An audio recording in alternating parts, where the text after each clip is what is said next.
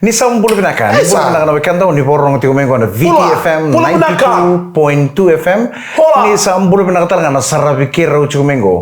Na VTFM Facebook Live. Ndor pinaka, beke mana sama tigo mengo lomani basi, lomani taxi na minibus, suku tigo mengo na taka. Pokoknya ni pinaka na muning karabita, beke mana to sar tumai, manisilan di Amerika. Raw tostal tigo nga ni. Siapa sabe to sen mabulang kan ibira.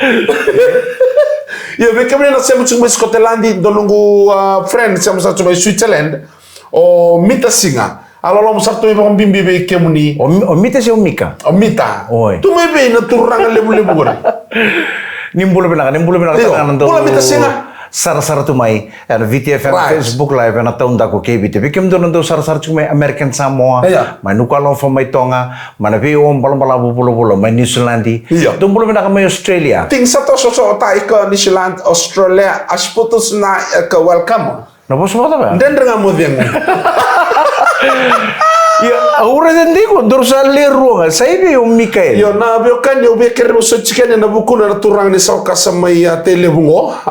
Mes mo ko biya una matagalay. Oi. Ka ko out so be bande o taka binito na ni una singla ko chicken ni mo bande o taka. O de no tuna. O quando monichi mai do na mate do to biko.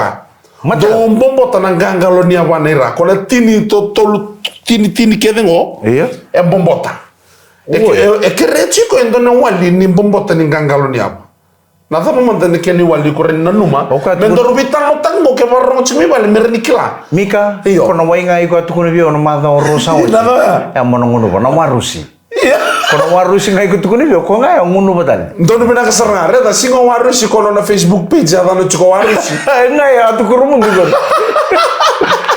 Ya boleh ni bilang tu ada kemana ni ponto cukup basi, kemana ponto cukup minibus, ponto cukup taxi, suka cukup job, ngole cukup balik. Sama kau tu ni bangun ni bilang nak kami bilang ni kuan tanah benden bagi cungo, medo bani na vitu nak lokal na program koran benden kamu dengu, na VTFM. Ibe kau ni kan ni mai dengori mai kerendua, auto mai rasa sa, kalau ngule dapat lelang. Iya men. O tu mana sebagai na weekend sawoci. Woi, ada boleh tak?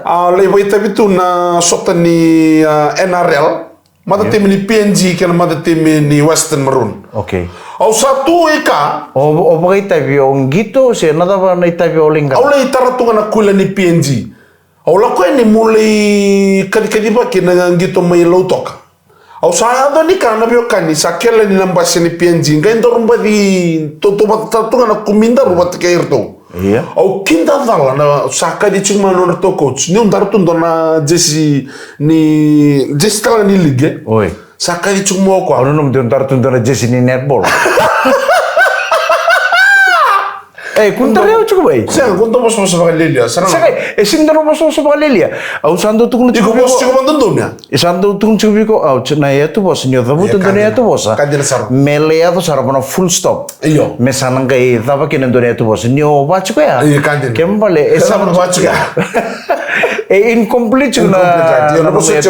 Okay, rewind. Okay, turang kan merama. Au tu mai sebagai na weekend sahoti. Au ndur tu na kona. Ni stadium may Prince Charles Park sa Caribbean chicken na coach ni PNG. Michael Michael, meron ko Michael.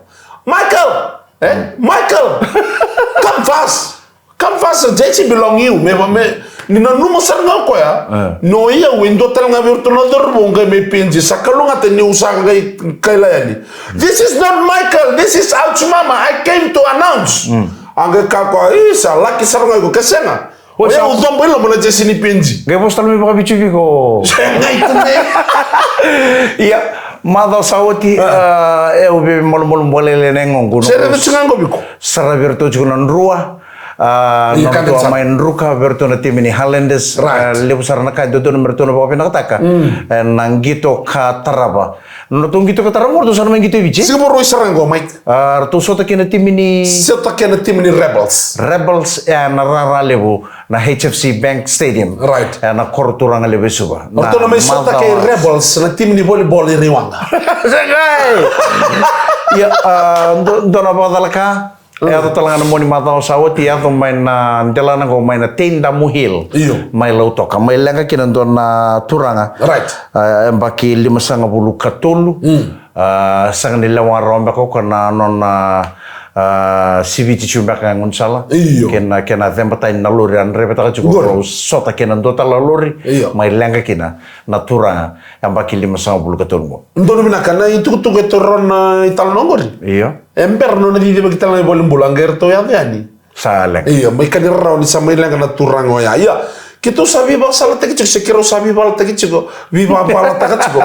Kiro sabi ba sala tagi chiko na kabini ko na kena marroy ng bula. Marroy chiko na ibaka rome berto na tampan ni sala. Besi kemunin na turangan marama rongoda. Ke bakay kon reba ka kunimunu. Ke bakay kon munu ka kunin reba. Kere. Pinapalem sa turang kena marama ko na VTFM rendeng ang modengo. Darong mga matay na itukutuk ni Bibol yang ko kira unang kailan suwi kemini talmay.